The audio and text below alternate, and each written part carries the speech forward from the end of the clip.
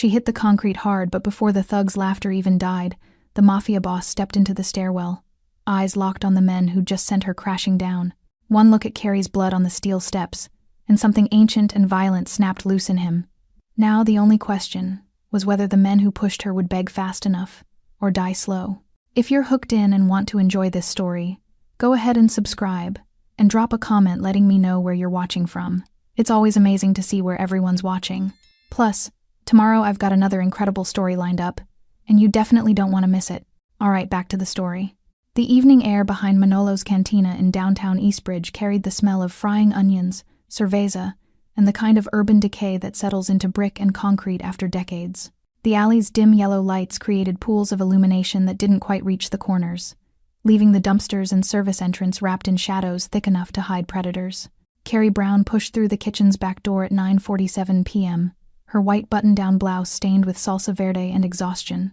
At 26, she moved with the careful economy of someone who'd learned to make herself small in a world that preferred she stayed invisible.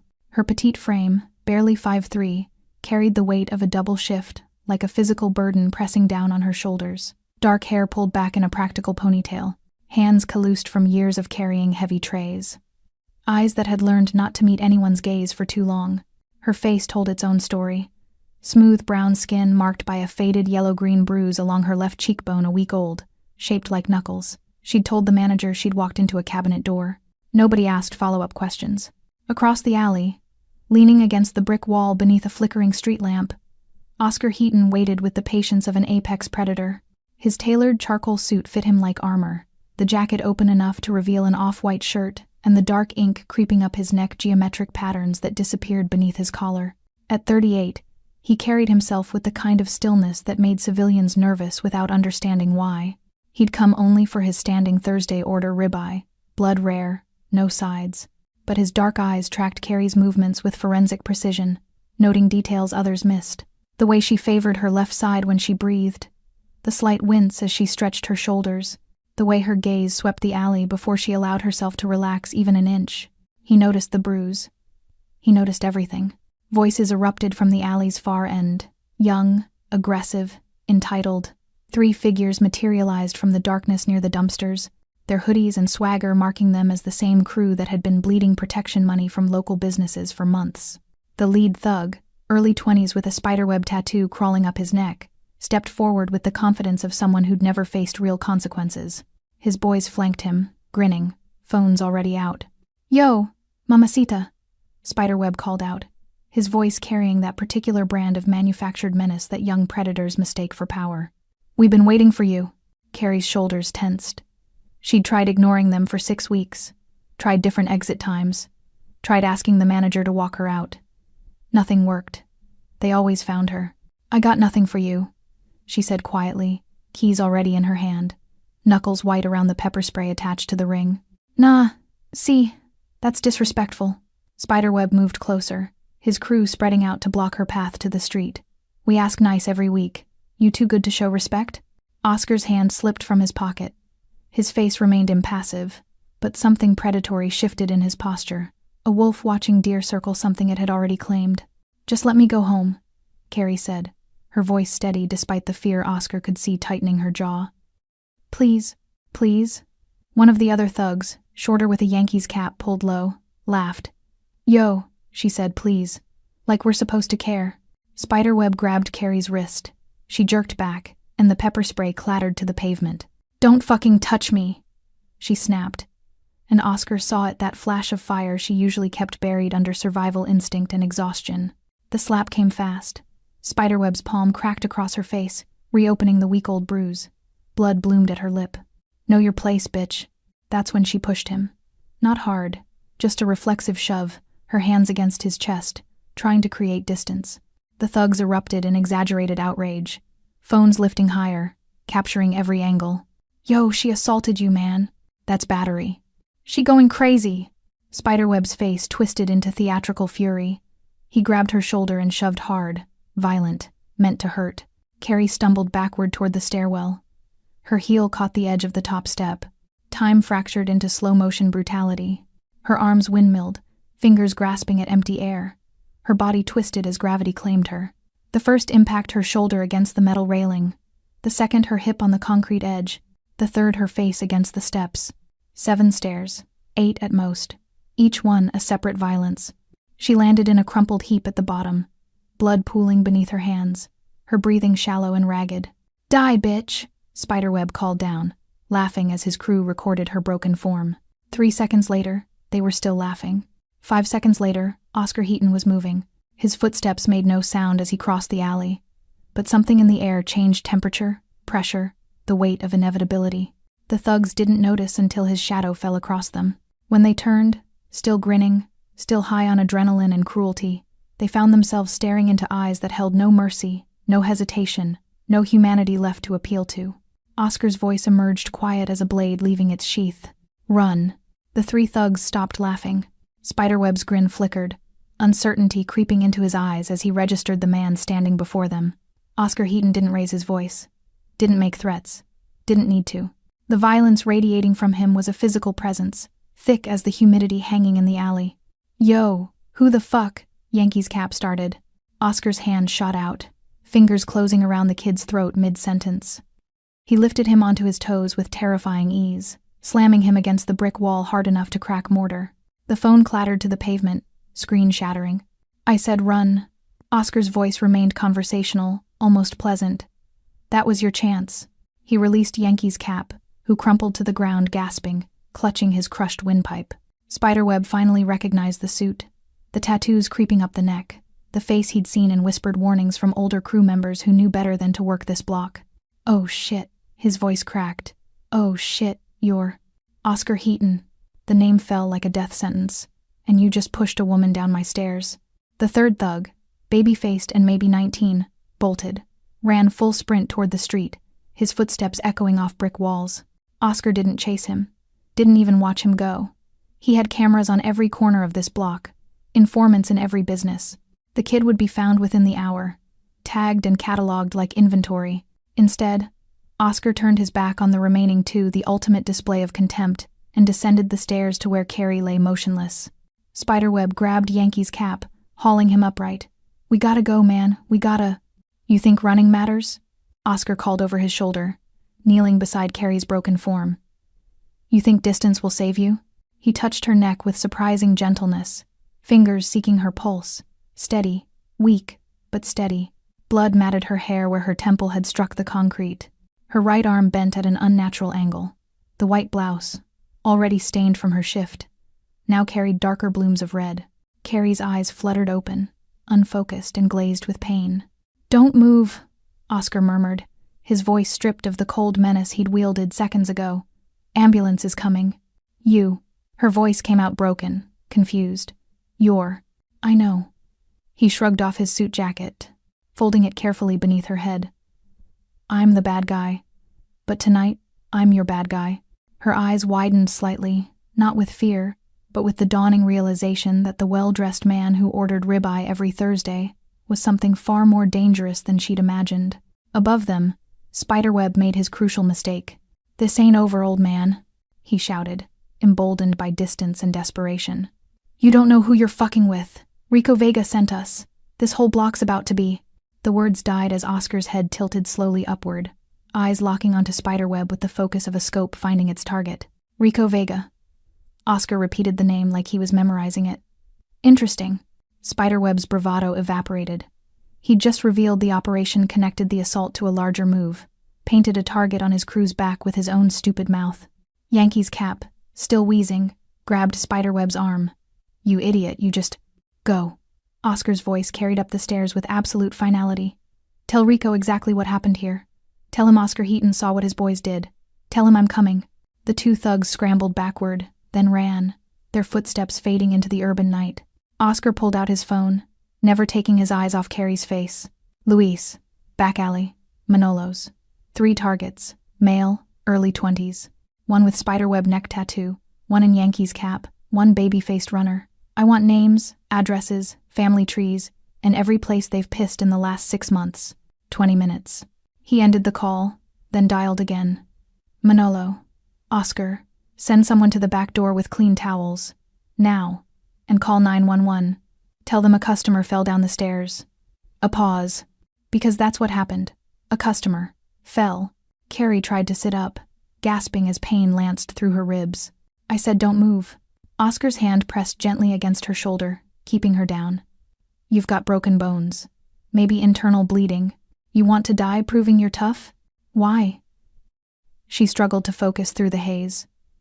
"Why do you care?"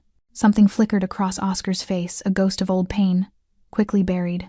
"You don't remember, do you?" His jaw tightened.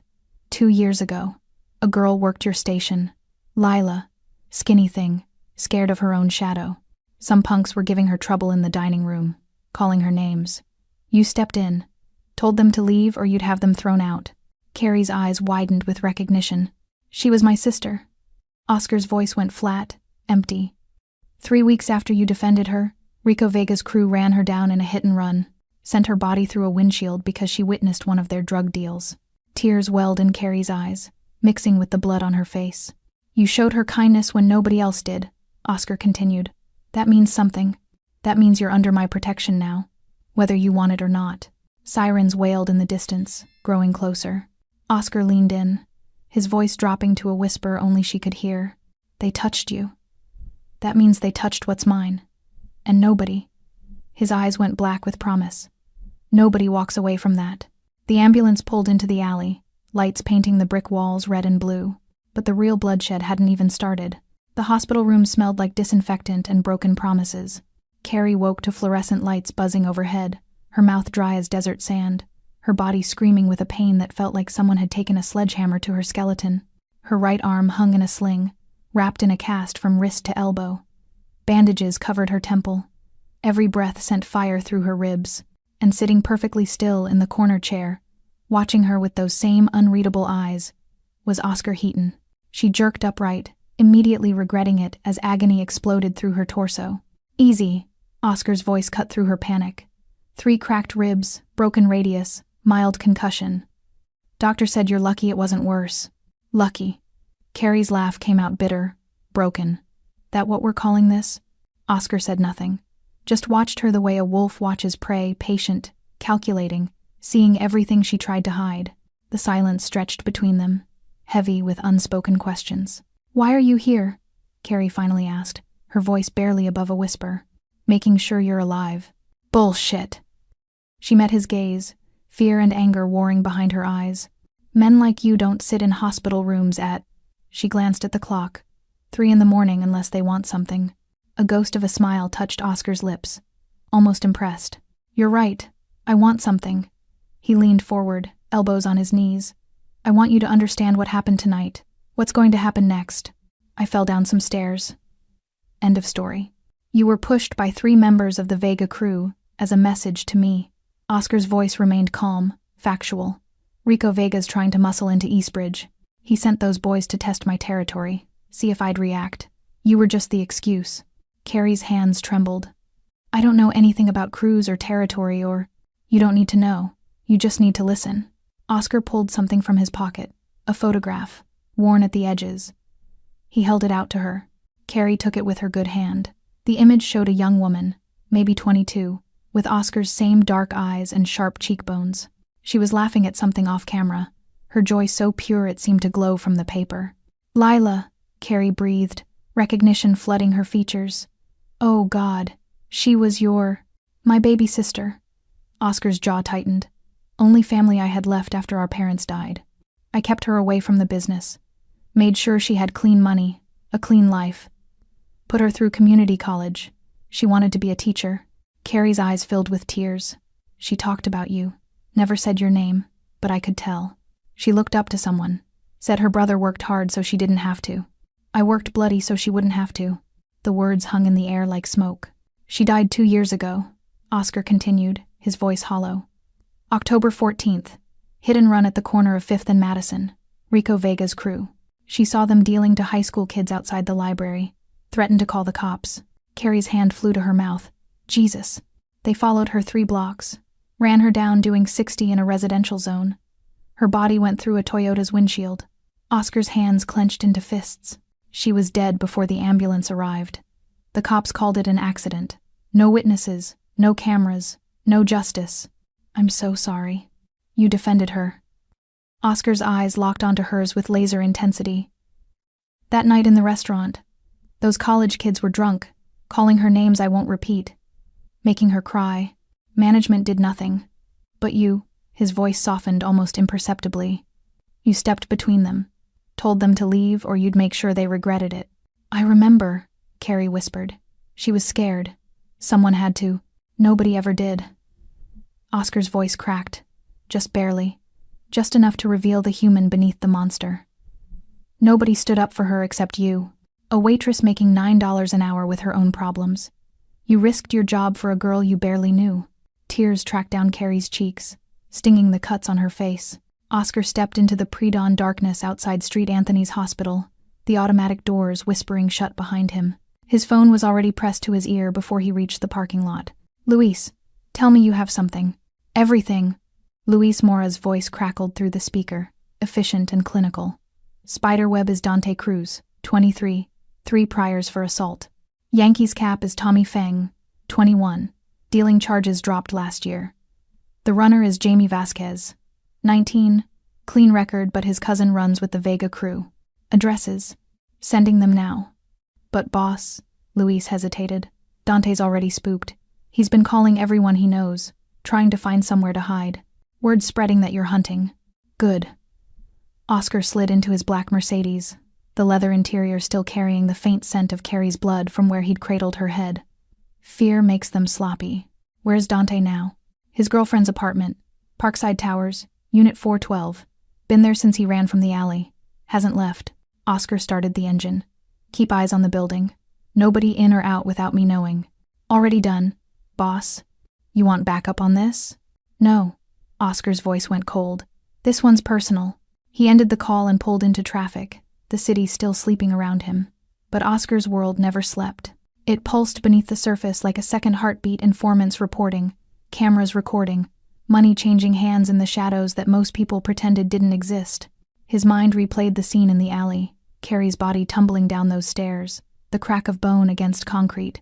The way she'd looked at him afterward, terrified but somehow trusting, like a wounded animal recognizing the difference between a predator and a protector. You gave my sister dignity. The words echoed in his skull. He'd meant them, every syllable. Lila's death had carved something out of him, left a hollow space where Mercy used to live. But Carrie had unknowingly planted something in that void 2 years ago, a debt that demanded payment, a connection that refused to be buried with his sister's body. Oscar's hands tightened on the steering wheel. Dante Cruz had no idea what he'd triggered. None of them did.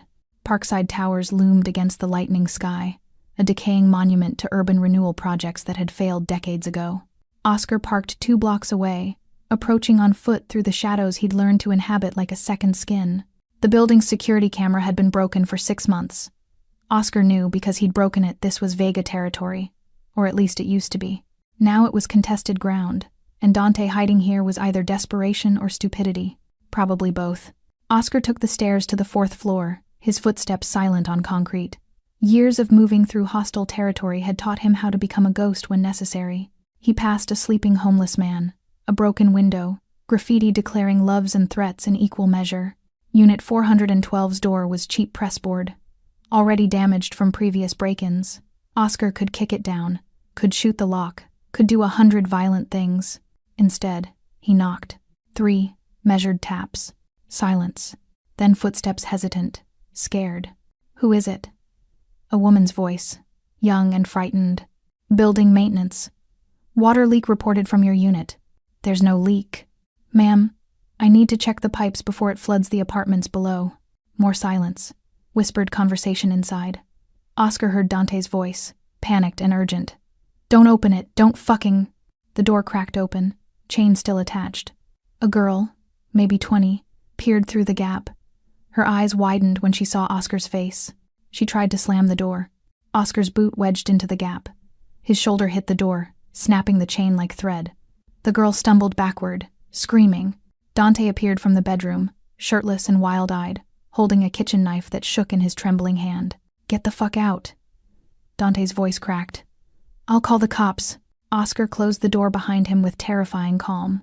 No, you won't. I mean it, man, I got a weapon. So do I. Oscar didn't reach for the gun under his jacket.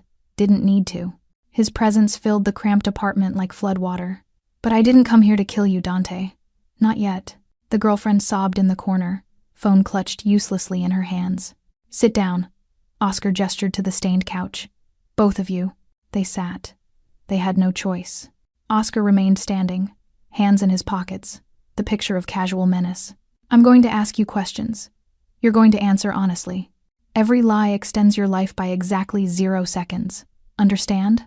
Dante nodded, the knife forgotten on the cushion beside him. "Who ordered the hit on Carrie Brown?" "It wasn't a hit, man. It was just—" Oscar's hand moved. The gun appeared. Dante's girlfriend screamed. "Wrong answer." Oscar's voice never rose above conversation level. "Who ordered it?" "Rico." Dante broke, tears streaming down his face. "Rico Vega," he said. "He said we needed to send you a message. Show that you were slipping, that your territory wasn't protected no more." "Why that restaurant? Why that woman?" "Because," Dante's voice dropped to a whisper, "because he knew you ate there, knew you had history with the staff. He wanted to see if you'd react emotional, if you still gave a shit about civilians." Oscar's jaw clenched. "What else?" "That's it, man, I swear." "What else is Rico planning?" Dante's eyes darted away. Oscar cocked the gun. "He's moving product through the docks. Next Tuesday. 20 kilos, new supplier from—" "Where?" "Pier di Sept, midnight." Oscar lowered the gun. Dante exhaled in relief. "Thank you for your cooperation, Dante." Oscar turned toward the door. "Wait." Dante's voice shook. "You're not gonna kill you?" Oscar glanced back. "No. Death would be mercy. Instead, I'm going to let you live with the knowledge that you broke. That you gave up Rico in under 2 minutes. That when your crew finds out, and they will, you'll wish I'd put a bullet in your skull." Oscar opened the door. "Tell Rico I'm coming. Tell him Oscar Heaton saw what his boys did. Tell him," Oscar's smile was a razor's edge, "justice isn't just coming. It's already here." He left the sobbing couple behind. 1 down, 2 to go. "Leela told me about you," Oscar said. "Called you her angel. Said you reminded her what kindness looked like."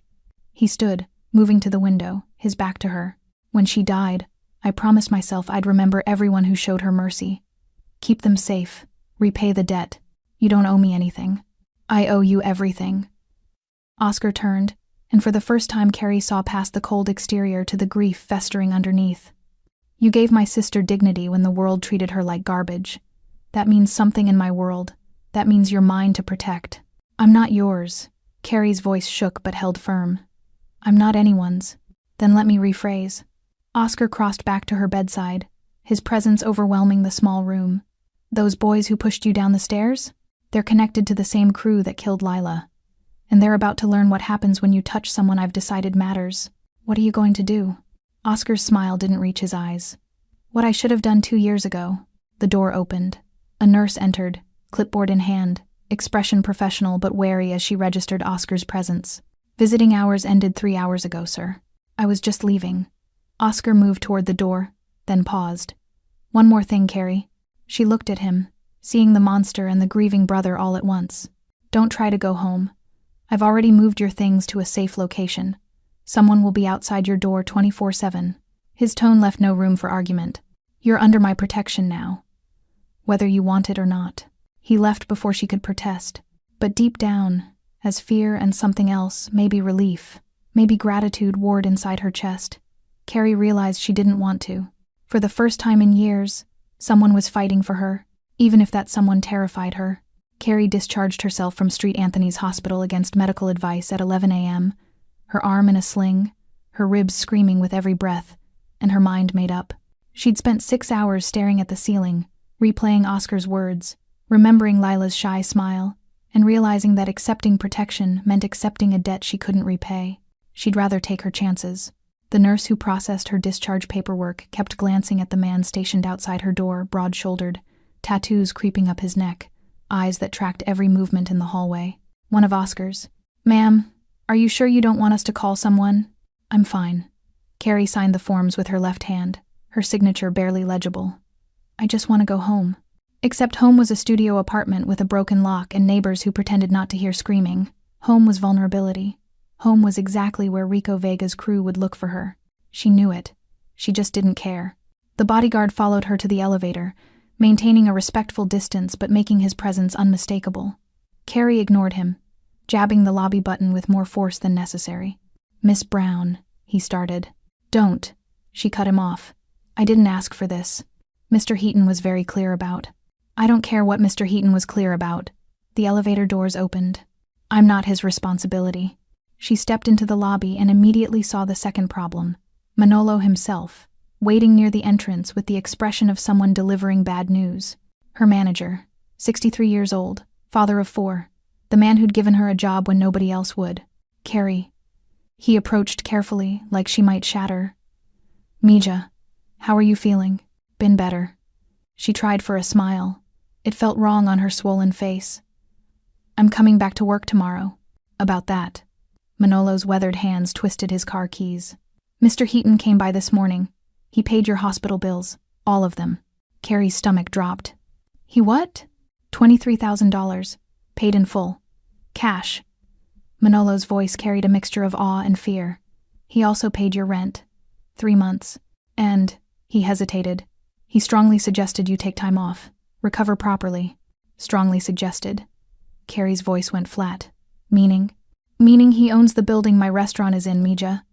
Meaning when Oscar Heaton suggests something, it's not really a suggestion." The world tilted. Carrie grabbed the wall for support. "He owns half the block, maybe more. I never asked too many questions." Manolo's eyes held pity and warning in equal measure.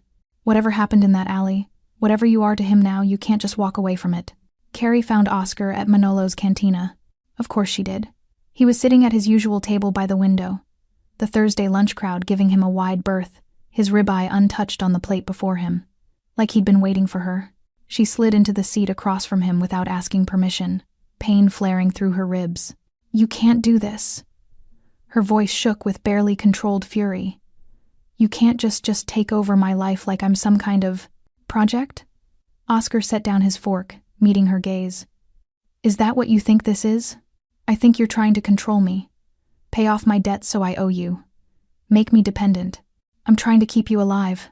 His voice carried an edge now, the calm surface cracking to reveal something volcanic beneath. "Rico Vega has $3,000 on your head as of this morning. Every street punk in Eastbridge knows your face. You think going home to your broken lock and ground floor window is survival? It's suicide." Carrie's breath caught.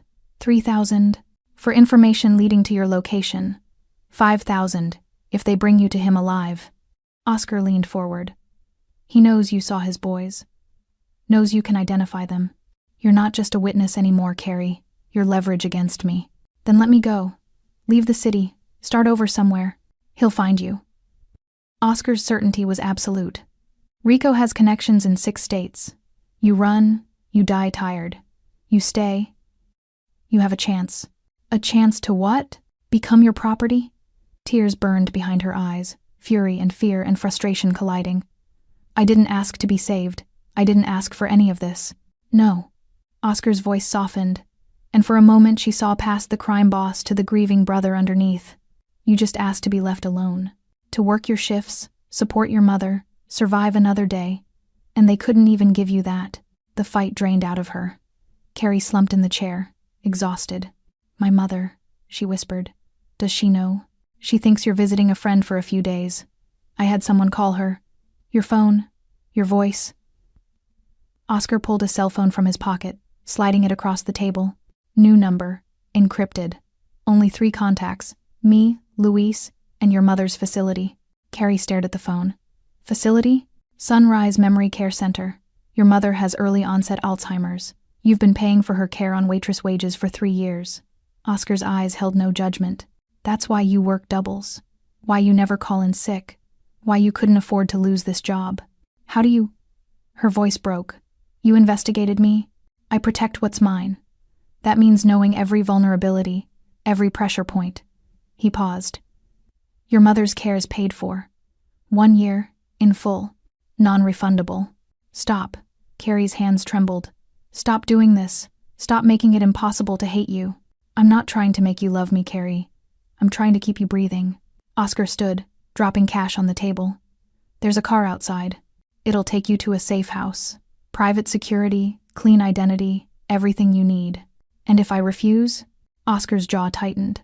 Then I'll have you taken there by force. Because I'm not watching another woman I care about die because I gave her a choice she wasn't equipped to make."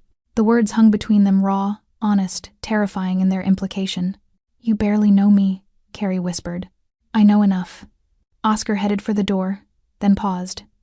"You showed my sister kindness when kindness cost you something. In my world, that makes you rare. That makes you worth protecting." He left her sitting there, surrounded by the lunch crowd that pretended not to listen. Carrie looked at the phone in her hand.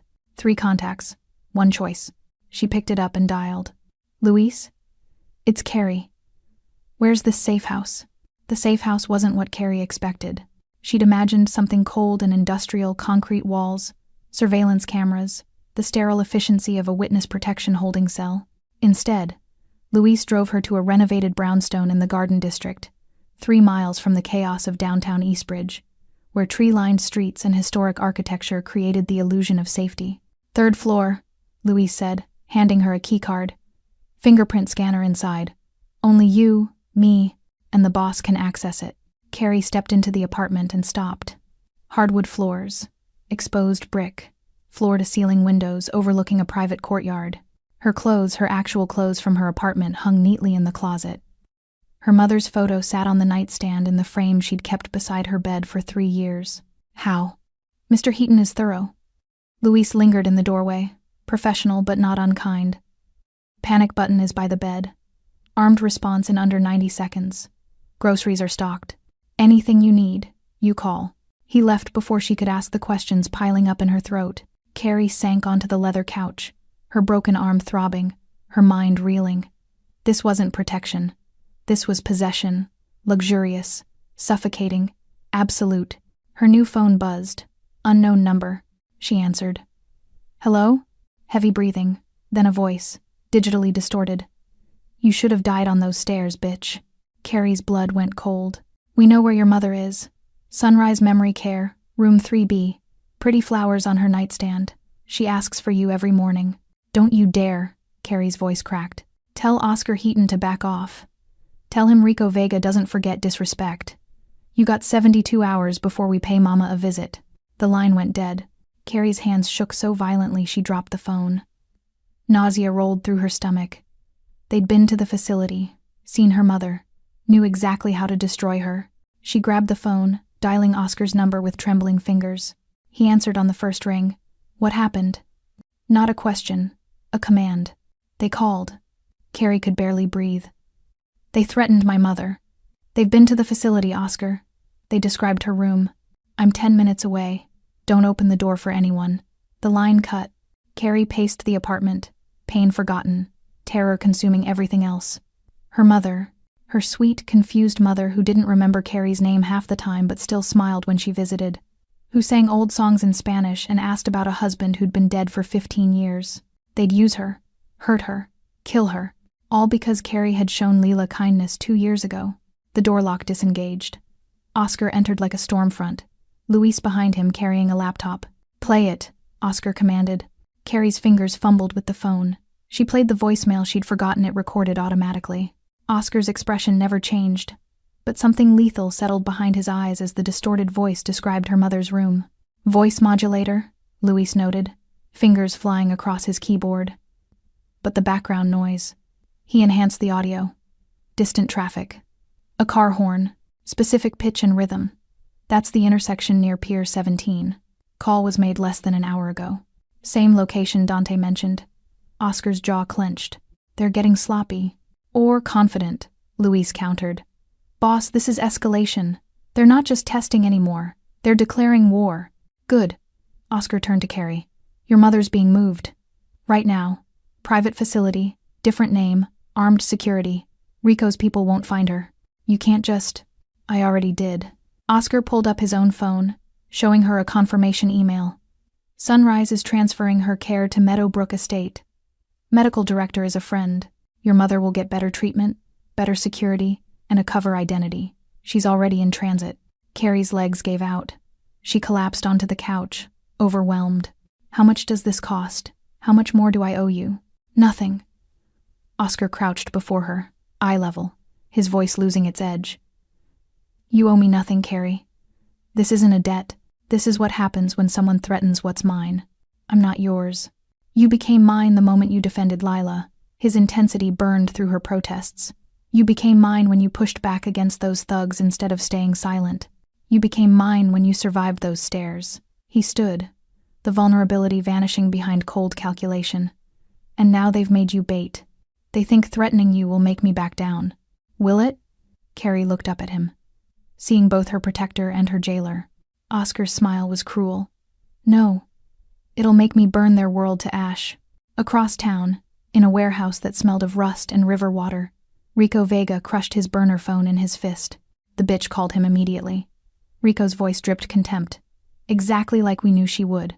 Tommy Feng, his face still bruised from Oscar's chokehold, leaned against a crate. So what now? He's gonna come for us hard. Let him come. Rico lit a cigarette, exhaling smoke toward the corrugated ceiling. We've got 20 soldiers moving into position. Suppliers lined up from Miami. Eastbridge is ours for the taking. And the girl? She's already served her purpose. Rico's eyes glinted with malice. We wanted Oscar emotional. We wanted him making mistakes. That phone call guaranteed he's not thinking straight. What if he finds the pier? He will. That's the point. Rico smiled. We gave him exactly enough information to feel smart. Tuesday night, Pier 17. Midnight. He'll come in thinking he's disrupting our supply line. And we'll be waiting. Rico crushed the cigarette under his boot. Not with product, with enough firepower to put the quiet knife in the ground permanently. Tommy shifted uncomfortably. Boss, you sure about this? Oscar Heaton's survived worse. Oscar Heaton's weak. Rico's voice carried absolute certainty. He's protecting a nobody waitress. Getting emotional over some dead sister's memory. Men like that don't survive. They bleed out slowly, making mistakes, until someone with vision puts them down. He pulled out his own phone, dialing. It's me. Move the real shipment to Wednesday, Pier 9. Tuesday's a decoy. And tell the boys. His grin widened. Bring the heavy guns. We're hunting ghosts. Back at the safe house, Carrie watched Oscar and Luis coordinate over the laptop moving pieces, calling contacts, building a war plan with terrifying efficiency. You're walking into a trap, she said quietly. Oscar looked up. I know. Then why? Because they threatened you. Threatened your mother. His eyes held hers. And I need them to believe I'm coming in angry and stupid. I need them confident. So you can do what? Oscar's smile was a blade in the darkness. Show them the difference between a trap and a grave. He returned to his planning, and Carrie realized with creeping horror that she wasn't just protected. She was the bait in a war she'd never wanted. And Oscar Heaton was about to paint Eastbridge red. The attack came on Sunday afternoon, when the Garden District pretended violence didn't exist. Carrie stood at the safe house window, coffee growing cold in her good hand, watching children play in the courtyard below. Normal life. The kind she'd never really had. 3 days of protective custody had given her too much time to think about Leela's shy smile, about Oscar's grief disguised as control, about the fact that she'd become a chess piece in a game where everyone played for keeps. Her new phone buzzed. Her mother's facility. Miss Brown? This is Nurse Patricia from Meadowbrook. Your mother's asking for you. She's having a good day, very lucid. I thought you might want to visit? Carrie's throat tightened. Her mother's lucid days were rare gifts, precious and fleeting. I'll be there in an hour. She ended the call and immediately dialed Luis. I need to see my mother. Not a good idea right now, Miss Brown. Security protocols. She's having a lucid day. Carrie's voice cracked. Do you know what that means? She'll actually remember me. Actually know who I am. I haven't had that in 4 months. Silence. Then, give me 20 minutes. I'll arrange transport. The black SUV arrived with 2 of Oscar's men, the silent type with shoulder holsters and eyes that never stopped scanning. Carrie climbed into the back seat, her broken arm aching despite the painkillers. They made it 6 blocks before everything went wrong. The garbage truck appeared from a side street, blocking the intersection with the casual precision of planned chaos. Carrie's driver cursed, throwing the SUV into reverse just as a panel van screeched to a halt behind them, boxing them in. Get down! The bodyguard in the passenger seat drew his weapon.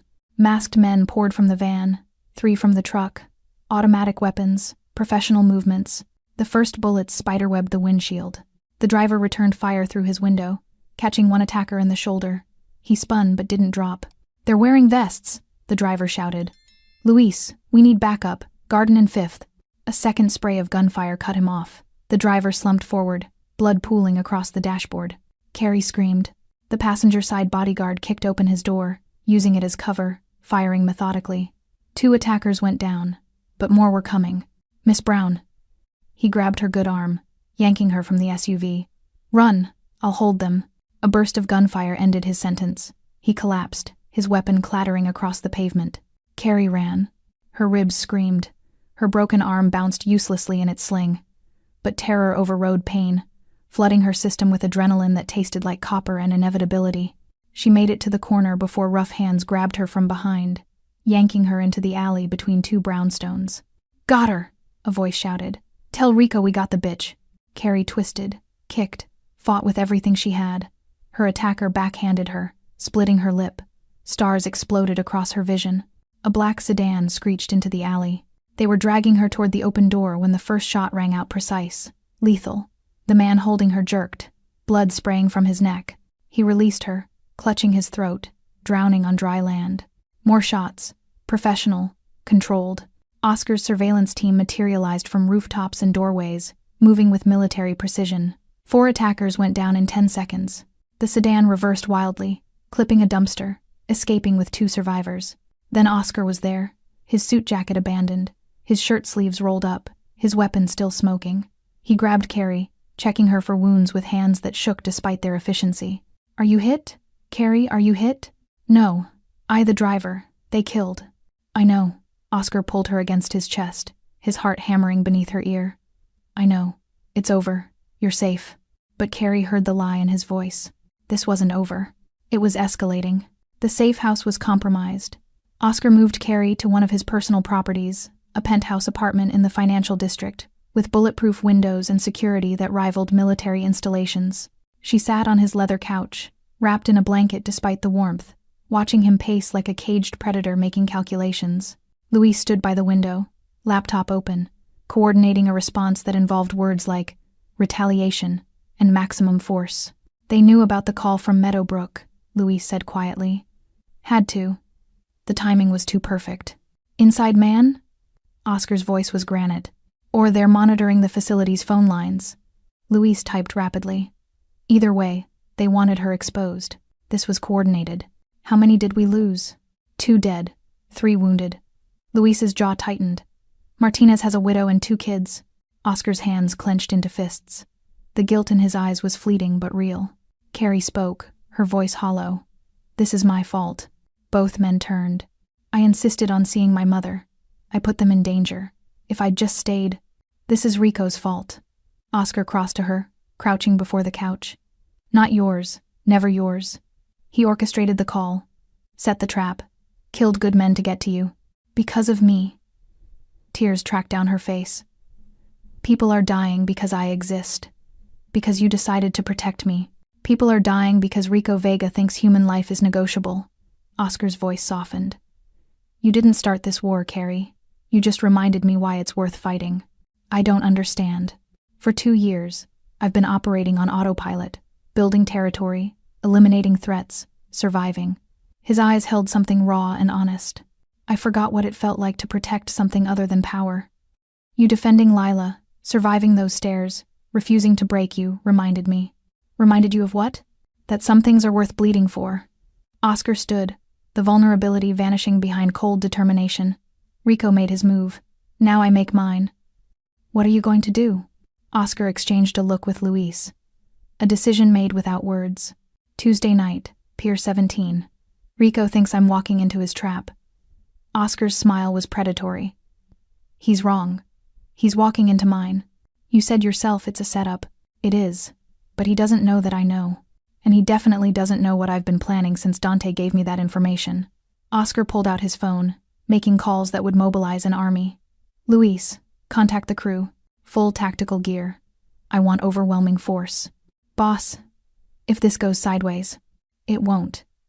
Oscar's certainty was absolute, because Rico Vega just made his fatal mistake. He thought threatening you would make me emotional, make me sloppy. Carrie stood, blanket falling away. Did it? Oscar looked at her, really looked at her, and for the first time since the alley, she saw past the crime boss to the man underneath. Yes, he admitted. But emotion doesn't mean weak. It means motivated. He headed for the door, Louis following. Where are you going? Carrie called. To visit an old friend. Oscar paused in the doorway. Someone who owes me a favor. Someone who has access to things that go boom. The door closed behind him, leaving Carrie alone in the fortress he'd built around her. She walked to the bulletproof window, looking down at the city lights stretching toward the horizon. Somewhere out there, Rico Vega was planning her death. Somewhere out there, Oscar Heaton was planning his revenge. And she, broken, terrified, unwilling bait, stood at the center of it all. Her phone buzzed. Text from Oscar. Stay inside. Armed detail outside your door. This ends Tuesday. Carrie typed back. What if you don't come back? 3 dots. Then Luis will keep you safe. But I'm coming back. I promised Leela I'd protect what matters. I don't break promises to the dead. Carrie set the phone down, exhaustion crashing over her. Outside, the city hummed with oblivious life. But beneath the surface, in the shadows where men like Oscar operated, war was coming, and Tuesday night would determine who survived to see Wednesday. Monday morning arrived with the kind of gray sky that promised rain and delivered only oppressive humidity. Oscar hadn't slept. He'd spent the night in his war room, a soundproofed office in the basement of his legitimate holding company surrounded by maps, surveillance photos, and the kind of weaponry that never appeared on any manifest. Tommy Feng was surprisingly easy to find. The kid had made a rookie mistake, returning to his mother's house in Chinatown, thinking family ties would protect him. Oscar almost pitied him. Almost. Luis drove. Oscar rode in silence, watching the city transform from financial district steel to residential brick, where generations lived stacked on top of each other and everyone knew everyone else's business. Mrs. Feng's apartment building was modest, clean, the kind of place where grandmothers hung laundry from fire escapes and argued about produce prices in Cantonese. Oscar hated bringing violence here, but Tommy had made his choice when he filmed Carrie's broken body. They entered through the back, bypassing the security camera Oscar had disabled remotely an hour ago. 3rd floor, apartment 3C. Oscar knocked. The door opened to reveal Tommy's mother, 60-something, barely 5 feet tall, wearing a floral apron and confusion. Mrs. Feng? Oscar's Cantonese was flawless, respectful. I need to speak with your son. Her eyes widened with recognition. Not of Oscar's face, but of what he represented. The kind of man mothers warned their children about. He's not here. Ma? Tommy's voice from inside. Who is it? Mrs. Feng's face crumpled. She knew. Mothers always knew. Oscar gently moved past her. I'm sorry. Tommy stood in the kitchen, frozen mid-bite of a breakfast his mother had made. The Yankees cap was gone. He looked younger without it, scared. Mr. Heaton, Tommy's voice cracked. I can explain. No need. Oscar closed the apartment door, leaving Luis outside to ensure privacy. I know exactly what happened. Dante already told me everything. Tommy's face went white. Dante talked? Extensively. Oscar leaned against the counter, arms crossed, his presence filling the cramped kitchen. Told me about Rico's plan. The territory grab. How you 3 were sent to provoke me. His eyes went cold. How you filmed a woman's assault for social media content. That was Dante's idea. I was just there, man. I didn't...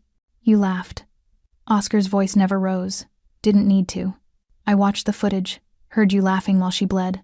Mrs. Feng sobbed quietly in the doorway. Tommy's hands trembled.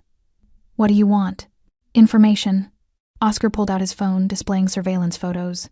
Jamie Vasquez. The runner. Where is he? I don't know, man. He disappeared after... Oscar's hand shot out, grabbing Tommy's wrist, applying pressure to the nerve cluster that made grown men scream. Tommy gasped, knees buckling. Wrong answer. Okay. Tommy's voice pitched high. He's with his cousin. Ricky Vasquez. Runs a chop shop on Industrial Avenue. Jamie's hiding there. Oscar released him. Tommy collapsed against the kitchen counter, cradling his wrist. What else is Rico planning? Tuesday night. Pier 17. But it's a setup. He's got 20 guys with automatic weapons waiting for you. He thinks you're coming for the drug shipment, but there's no shipment, just an ambush. I know. Oscar's smile was terrifying in its calm. What I want to know is where the real shipment is. Tommy's eyes went wide. How did you... Because I've been playing this game since before you were born. Oscar leaned closer. Where is the real shipment? Wednesday, Pier 9. 30 kilos from Miami. Rico's got protection from the Port Authority, Customs, everyone. It's untouchable. Nothing's untouchable. Oscar straightened, pulling out cash $5,000 and setting it on the counter. For your mother. Medical bills, whatever she needs. Tommy stared at the money, confused. You're not gonna kill me? No. Oscar headed for the door. You're going to disappear. Tonight. Take your mother somewhere Rico can't find you. Canada, Mexico, I don't care. But if I see your face in Eastbridge again. His eyes held absolute promise. This conversation ends differently. He left Tommy shaking in his mother's kitchen. In the hallway, Luis raised an eyebrow. You're getting soft. No, I'm being strategic. Oscar descended the stairs. Tommy's mother doesn't deserve to watch her son die, and a scared witness is more valuable than a corpse. What about Jamie? Him, we visit next. The chop shop on Industrial Avenue operated behind the facade of legitimate auto repair. Oscar had raided it twice in the past, both times leaving messages written in blood and broken bones. Ricky Vasquez knew better than to operate here, but family made people stupid. They arrived at noon, the sun finally burning through the humidity, making the industrial district shimmer with heat mirages. Luis brought 4 men, veterans who'd served with Oscar in less official capacities, the kind who asked no questions and left no witnesses. The shop's bay doors were open, revealing 2 stripped cars and 3 mechanics who scattered the moment they saw Oscar. Ricky emerged from the office, wiping grease on his coveralls, trying for bravado that died the moment he met Oscar's eyes. Heaton, this is neutral territory, man.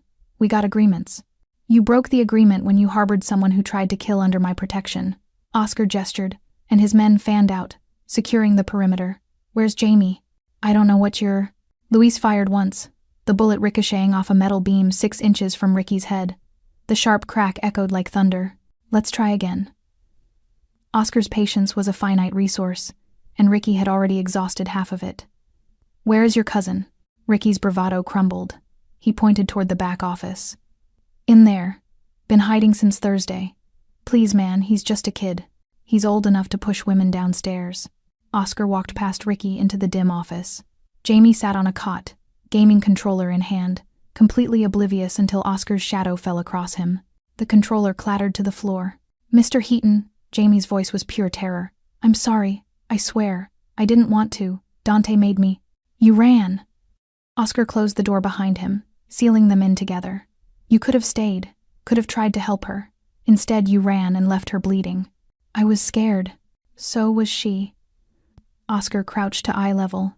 19 years old, clean record, your whole life ahead of you, and you threw it away filming assault for entertainment. Jamie's tears came freely. Please don't kill me. Please, I'll do anything. I'm not going to kill you. Oscar's voice carried something worse than death. I'm going to educate you. He spent the next 10 minutes explaining in vivid, terrible detail what would happen if Jamie ever touched another woman, ever laughed at someone else's pain, ever mistook cruelty for courage. By the end, Jamie was sobbing, understanding with crystal clarity that Oscar's mercy was conditional and temporary. You get 1 chance, Oscar said, standing. 1. You waste it, and what happened to Dante will look like compassion compared to what I do to you. Understand? Jamie nodded frantically. Oscar left him there, broken but breathing. Outside, Ricky waited with the desperate hope of someone whose world hadn't ended yet. We square? Ricky asked. For now. Oscar paused. But if Jamie's face shows up anywhere near my territory, if I hear he's back in the game, if he so much as jaywalks, I come back. And next time, I bring gasoline. They left the chop shop in their wake, 3 targets eliminated without a single death. In the car, Luis looked at him with something approaching concern. Boss, you sure about letting them live? Any of them could warn Rico. They won't. Oscar stared out the window at the city he controlled through fear and reputation. Tommy's too scared. Jamie's too broken. And Dante already gave us everything. Besides, his smile was grim. I want Rico confident. Want him thinking I'm emotional, sloppy, distracted by protecting Carrie. Are you? Oscar considered the question. Thought about Carrie's defiance in the hospital.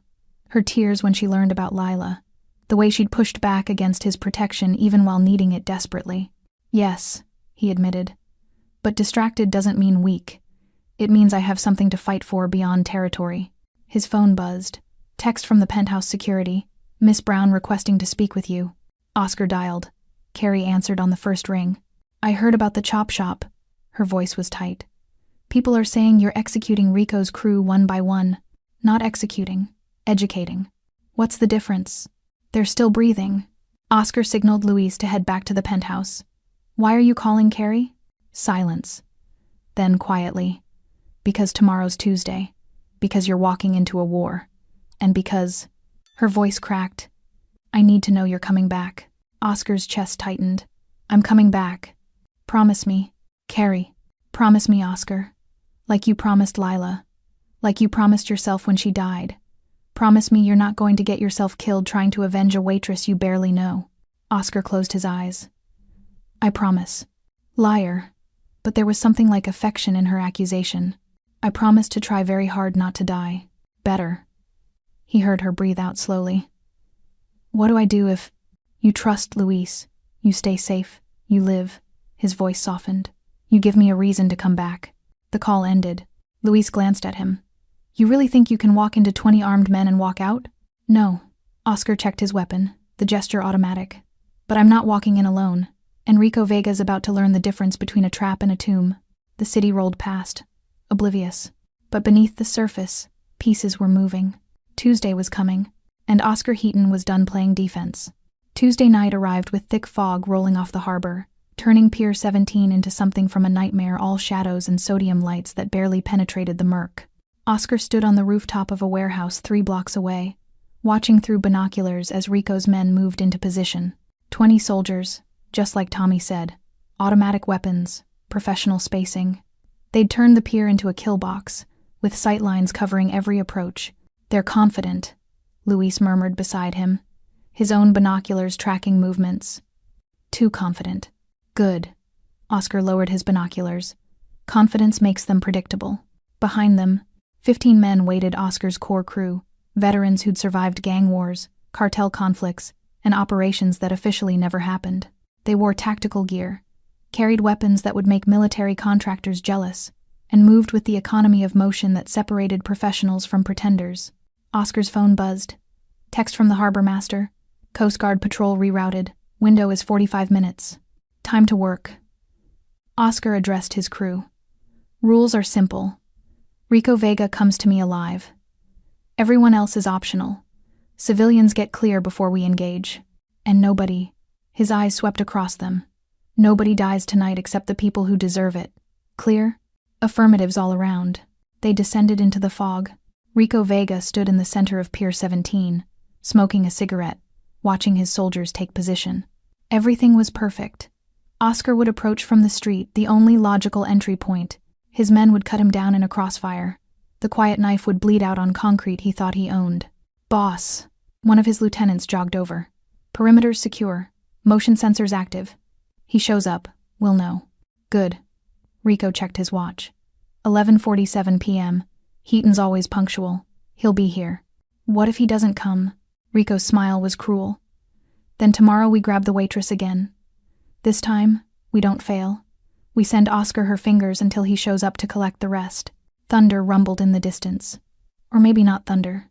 The explosion came from the north, a fuel truck parked 3 blocks away, erupting in a fireball that lit the fog like daylight. Rico's men turned, instinctively moving toward the threat. The second explosion hit from the south. Another vehicle. Another distraction. It's a diversion, Rico screamed. Hold positions. He's trying to... Smoke grenades landed in perfect formation, deployed from the rooftops Rico hadn't thought to secure. Thick chemical smoke merged with the fog, reducing visibility to 0. Then the shooting started. Oscar's crew moved through the smoke like ghosts, using thermal optics and practiced coordination. They hit fast and brutal, disabling shots to shoulders and knees, neutralizing threats without killing. Rico's men fired blind, hitting nothing but fog and panic. In 90 seconds, half of Rico's soldiers were down, screaming, or unconscious.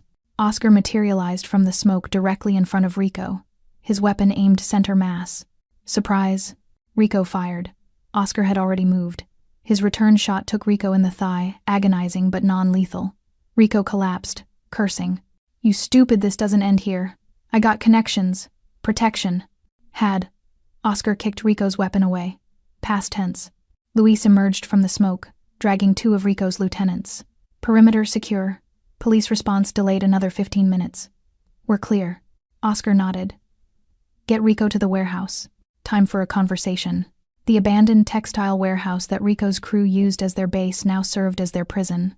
Oscar had cleared it an hour before the pier operation quietly, efficiently, leaving it empty for exactly this purpose. Rico sat zip-tied to a chair, bleeding from his leg, surrounded by the 8 soldiers Oscar's crew had captured alive. The rest had scattered into the city, their loyalty evaporating the moment the ambush collapsed. Oscar stood before them, his tactical gear abandoned, his dress shirt rolled to the elbows. Behind him, the warehouse's high windows let in fog and distant sirens. Let's talk about Carrie Brown. Oscar's voice carried through the cavernous space. A 26-year-old waitress, no gang affiliation, no criminal record, no reason for any of you to know her name. Rico spat blood. She was a message. About your territory. About your weakness. Weakness. Oscar smiled. You keep using that word. I don't think you understand what it means. He pulled out his phone, playing the audio from Carrie's threatening call, the distorted voice describing her mother's room. You threatened a woman with Alzheimer's, a civilian in a care facility who doesn't remember her own daughter half the time. Oscar's voice went glacial. You thought that was strength? It was strategy. Oscar moved. His fist connected with Rico's jaw, snapping his head sideways. Blood and a tooth hit the floor. Strategy is taking territory through superior force. Strategy is building networks that can't be dismantled. Oscar grabbed Rico's hair, forcing eye contact. What you did was cowardice. You couldn't touch me, so you targeted the weakest possible person in my orbit. She meant nothing. She meant everything. Oscar released him, stepping back. Because she reminded me what I'm supposed to be protecting. Not just territory, not just profit. People who can't protect themselves. Rico laughed, the sound wet and mocking. You gone soft, Heaton. Your sister died and you lost your edge. You're finished. Oscar's expression never changed. You're right about one thing. I did lose something when Lila died. I lost the part of me that saw value in mercy, in giving people chances they don't deserve. He pulled his weapon, chambering around with cold finality. Wait, Rico's bravado finally cracked. Wait, we can make a deal. I got money, connections. I can leave Eastbridge. You'll never see me. I know. Oscar's aim never wavered. But that's not good enough. You put Carrie in a hospital, threatened her mother, killed 2 of my men, and you did it thinking there wouldn't be consequences. Please, I'm not going to kill you, Rico. Oscar lowered his weapon. That would be mercy. He nodded to Luis, who stepped forward with a laptop. Every transaction you've made in the past 5 years, Luis said, turning the screen toward Rico. Every bribe, every dealer, every protection payment. We've been documenting it for months. And as of, he checked his watch 10 minutes ago, it's been delivered to the FBI, DEA, and State Attorney General. Rico's face went white. You can't, that's a death sentence. The cartels will? Exactly. Oscar's smile was a razor. You'll spend the rest of your life in federal prison, knowing that every gang you've ever crossed now knows you're cooperating with authorities. Because we made sure the documentation looks like you've been an informant for years. No. Rico struggled against his restraints. No. I'll be dead in 6 months. Probably less. Oscar turned to leave. Your crew is scattered. Your operation is finished. Your suppliers will move on. And you get to live just long enough to understand the consequences of touching what's mine. Heaton. Rico's scream echoed through the warehouse. Heaton, you can't do this. Kill me. Just fucking kill me. Oscar paused at the door. I promised Carrie I'd come back. I promised I wouldn't become the monster everyone thinks I am. This is me keeping both promises. He left Rico screaming. Outside, police sirens wailed closer. Oscar had timed it perfectly enough for authorities to find Rico and his men, not enough to catch Oscar's crew. Luis fell into step beside him. The shipment tomorrow night. Already intercepted. Coast Guard's been watching Pier 9 for 3 days. Rico's suppliers are about to meet federal agents instead of buyers. Oscar climbed into the waiting SUV. It's over. Is it? Luis pulled into traffic. Rico's got family. His uncle runs operations in 3 states. His uncle will cut ties the moment he sees the federal indictment. Oscar's certainty was born from decades of understanding how criminal hierarchies worked. Nobody protects dead weight. Rico's toxic now.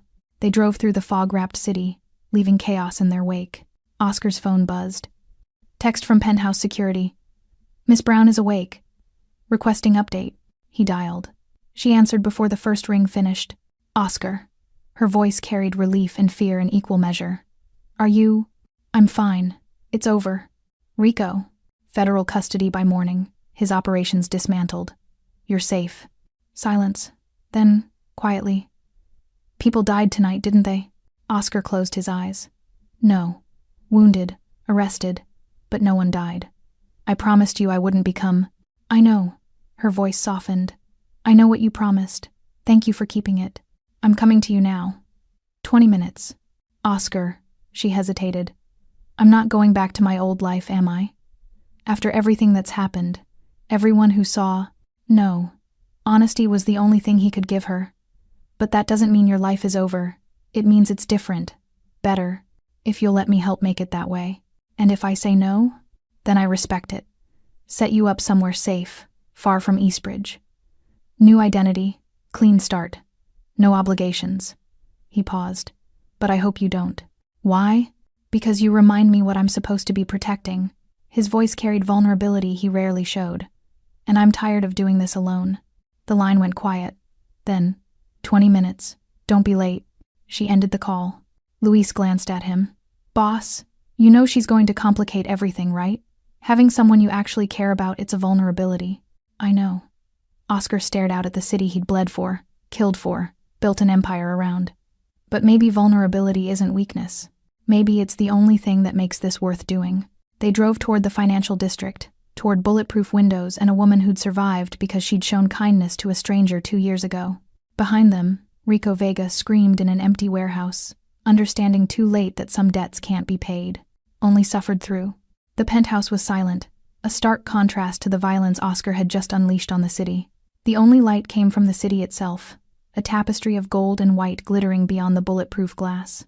Carrie stood at the window, her silhouette framed against the night, the sling on her arm a pale ghost in the dimness. She didn't turn when the door opened and closed, but she knew it was him. The air changed when Oscar Heaton entered a room. It became charged, heavier. It's done. His voice came from behind her, rough with exhaustion and something else she couldn't name. She finally turned. He'd shed his suit jacket. His white dress shirt was smudged with dirt and something darker near the cuffs. There was a fresh cut on his jaw, and his knuckles were raw. He looked less like a businessman and more like what he was, a soldier returning from a brutal campaign.